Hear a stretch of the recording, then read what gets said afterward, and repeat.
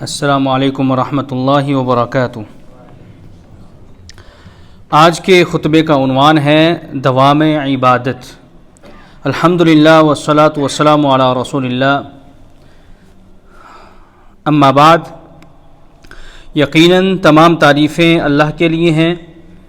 ہم اس کی تعریف بیان کرتے ہیں، اسی سے مدد کے طلبگار ہیں اور اپنے گناہوں کی بخشش بھی مانگتے ہیں، نفسانیوں برے اعمال کے شر سے اسی کی پناہ چاہتے ہیں۔ جسے اللہ تعالیٰ ہدایت عنایت کر دے اسے کوئی بھی گمراہ نہیں کر سکتا، اور جسے وہ گمراہ کر دے اس کا کوئی بھی رہنما نہیں بن سکتا۔ میں گواہی دیتا ہوں کہ اللہ کے سوا کوئی معبود برحق نہیں، وہ تنہا ہے، وہ یکتا ہے، اس کا کوئی شریک نہیں۔ اور میں یہ بھی گواہی دیتا ہوں کہ محمد صلی اللہ علیہ وسلم اللہ تعالیٰ کے بندے اور اس کے آخری رسول ہیں۔ اللہ تعالیٰ آپ پر، آپ کی آل پر اور تمام صحابہ کرام پر ڈھیروں درود و سلامتی نازل فرمائے۔ حمد و ثنا کے بعد، اے اللہ کے بندو، کما حقہ اللہ سے ڈرو اور خلوت و جلوت میں اسی کو اپنا نگہبان و نگراں سمجھو۔ اے مسلمانوں، انسان کے لیے عزت و شرف اسی میں ہے کہ وہ اپنا سب کچھ اللہ تعالیٰ کے احکامات کے تابع کر دے اور صرف اسی کی بندگی کرے۔ یہی لوگوں کے درمیان مابین درجہ بندی کا معیار ہے۔ چنانچہ ابدی خوشیوں کے متمنی شخص کے لیے بندگی کی چوکھٹ پر ڈیرے ڈالنا ضروری ہے۔ انسانی زندگی اس کام میں آگے بڑھنے کے لیے وسیع تر میدان ہے۔ اسی لیے اللہ تعالیٰ نے اپنے بندوں پر احسان کرتے ہوئے اس پر چند ایام کو غنیمت بنایا جن میں مومن خوش بختی کو چنتا ہے، جیسا کہ فرمان رسول ہے۔ آپ صلی اللہ علیہ وسلم نے فرمایا کہ پانچوں نمازیں جمعہ سے جمعہ تک اور ایک رمضان سے دوسرے رمضان تک کے درمیانی گناہوں کا کفارہ ہیں، بشرطے کہ کبیرہ گناہوں سے بچا جائے۔ رواہ مسلم۔ سلف صالحین بھی نبی اکرم صلی اللہ علیہ وسلم کے اس طریقے پر گامزن تھے۔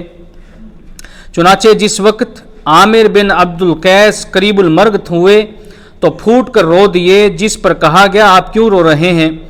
تو انہوں نے جواب دیا، میں موت سے ڈرتے ہوئے یا دنیا کی چاہت میں نہیں رو رہا، مجھے رونا اس لیے آ رہا ہے کہ اب میں دن کے روزے اور رات کا قیام نہیں کر سکوں گا، کیونکہ جو لذت انسان کو اپنے رب کی عبادت میں آتی ہے وہ کسی اور چیز میں نہیں ہوتی۔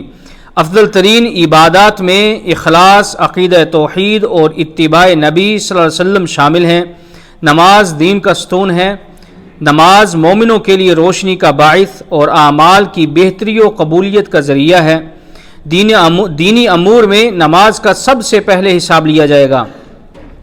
اللہ تعالیٰ نے جنت خوشگو لوگوں کے لیے تیار فرمائی ہے جو اپنے اخلاق کو اچھا بناتے ہیں۔ اللہ نے جنت ان کے لیے تیار کی ہے، اور بندہ ہمیشہ اپنے رب کے سامنے ہوتا ہے، خواہ کوئی عمل چھپ کر وہ کرے یا کوئی اعلانیہ، اور متقی ہی کامیاب اور جنت کے وارث ہیں۔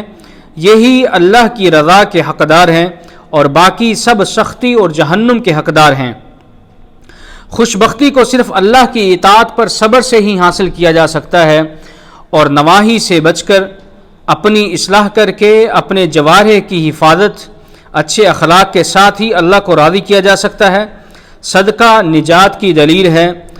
جس وقت آپ کو بھوک پیاس لگے تو اپنے ان بھائیوں کو یاد کیا کریں جو سارا سال اس کرب میں گزارتے ہیں۔ اللہ تعالیٰ انتہائی سخی ذات ہے اور سخاوت پسند فرماتا ہے۔ ہمارے نبی صلی اللہ علیہ وسلم سب سے بڑے سخی تھے، اس لیے آپ بھی اپنی حلال روزی میں سے اللہ کی راہ میں خرچ کریں اور اللہ تعالیٰ سے اس کے اجر کی امید رکھیں۔ صدقہ مال و دولت میں برکت اور تزکیہ نفس کا باعث ہے۔ قیامت کے دن ہر شخص اپنے کیے ہوئے صدقہ و خیرات کے سائے تلے ہوگا، اور عرش الہی کا سایہ پانے والوں میں وہ بھی شامل ہوگا جو صدقہ کرتے ہوئے اتنا خفیہ انداز سے وہ صدقہ کرتا ہے کہ اس کے دائیں ہاتھ کو بھی علم نہیں ہوتا کہ اس کے بائیں ہاتھ نے کیا خرچ کیا ہے۔ متفق علیہ۔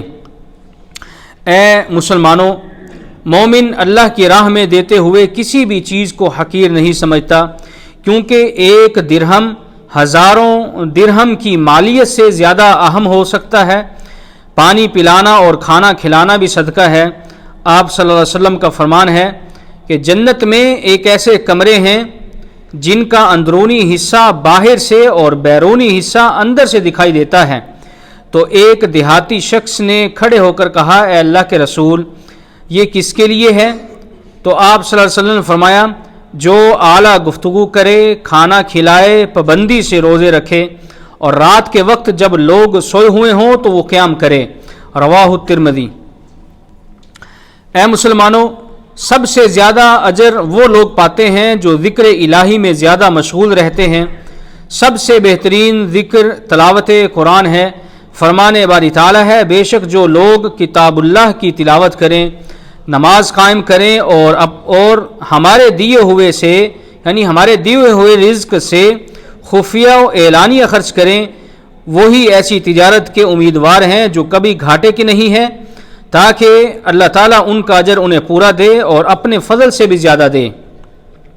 نبی اکرم صلی اللہ علیہ وسلم کا فرمان ہے، جو شخص قرآن مجید کا ایک حرف بھی پڑھے تو اسے ایک نیکی ملے گی، پھر اس نیکی کو 10 گنا بڑھا دیا جاتا ہے۔ رواہ الترمذی۔ آپ صلی اللہ علیہ وسلم کا یہ بھی فرمان ہے کہ قرآن کا ماہر شخص معزز اور نیک کاتب فرشتوں کے ساتھ ہوگا۔ رواہ مسلم۔ اللہ تعالیٰ کے ہاں، اے مسلمانوں، اللہ تعالیٰ کے ہاں دعا سے بڑھ کر کوئی عبادت مقام نہیں رکھتی۔ دعا حقیقت میں اللہ اور بندے کے درمیان براہ راست ناطہ ہے۔ دعا کرتے ہوئے اللہ اور بندے کے درمیان کوئی واسطہ یا رکاوٹ حائل نہیں ہوتی۔ فرمان باری تعالیٰ ہے، وَإِذَا سَأَلَكَ عِبَادِي عَنِّي فَإِنِّي قَرِيبٌ۔ جب اے نبی، جب آپ سے میرے بندے میرے بارے میں پوچھیں تو کہہ دیجئے کہ میں قریب ہوں، میں دعا کرنے والے کی دعا قبول کرتا ہوں، اس لیے وہ میری بات مانیں اور مجھ پر بھروسہ رکھیں تاکہ وہ رہنمائی پائیں۔ اے مسلمانوں، اولاد اللہ تعالیٰ کی نعمت اور ہمارے ذمہ امانت ہے۔ اللہ تعالیٰ ان کے بارے میں ہم سے ضرور پوچھے گا۔ اگر اولاد نیک صالح ہوئی تو مرنے کے بعد مفید ثابت ہوگی، اس سے اللہ تعالیٰ کے ہاں درجات بلند ہوں گے۔ اس لیے والد کو اپنے اہل خانہ کا خیال رکھنا چاہیے کہ اچھے کاموں میں ان کا ہاتھ بٹائے، اگر انہیں کسی بات کا علم نہیں تو انہیں سکھائے، کسی کو نیکی میں سستی کا شکار دیکھے تو اسے تنبیہ کرے، بچپن میں ہی نیکی کی عادت ڈالے، رضائے الہی کا موجب بننے والے کام کرنے کی ترغیب دلائے۔ اے مسلمانوں، توبہ کا دروازہ کھلا ہے، اللہ تعالیٰ کی طرف سے نوازشیں ہو رہی ہیں۔ اب کامیاب وہی ہوگا جو توبہ کے دروازے پر دستک دے گا اور اللہ کے سامنے گڑ گڑائے گا اور اپنے نامہ اعمال میں کثرت کے ساتھ استغفار پانے والے کے لیے اللہ نے خوشخبری رکھی ہے۔ اے مسلمانوں، نیکیوں میں مومن کو سرور اور مزہ آتا ہے، کامیابی و کامرانی بھی اسی میں ہے۔ دن ہو یا رات، تقوی کا دامن مومن کے ہاتھ سے نہیں چھوٹتا۔ مسلمان کبھی فارغ نہیں بیٹھتا کیونکہ موت اس کی طاق میں ہے، اس لیے ذاتی محاسبہ کی روش اپنانے والا کامیاب اور غافل شخص نامراد ہوتا ہے۔ نتائج سامنے رکھنے پر نجات کے مواقع بڑھ جاتے ہیں، اور ایسا شخص مبارکباد کا مستحق ہے جو ہوس پرستی بن دیکھے وعدوں کی وجہ سے ترک کر دے۔ اللہ تعالیٰ فرماتے ہیں، وَسَارِعُوا إِلَى مَغْفِرَةٍ مِّن رَّبِّكُمْ وَجَنَّةٍ عَرْضُهَا السَّمَاوَاتُ وَالْأَرْضُ أُعِدَّتْ لِلْمُتَّقِينَ۔ اپنے رب کی مغفرت اور اتنی بڑی جنت کی طرف دوڑ کر آؤ جس کی چوڑائی آسمانوں اور زمین کے برابر ہے، اور اللہ نے اسے متقی لوگوں کے لیے تیار کیا ہے۔ اللہ تعالیٰ میرے لیے اور آپ سب کے لیے قرآن مجید کو خیر و برکت والا بنائیں، مجھے اور آپ سب کو اس کی آیات سے مستفید ہونے کی توفیق عطا فرمائیں۔ سبحان ربک رب العزت عما یصفون وسلام علی المرسلین والحمد للہ رب العالمین۔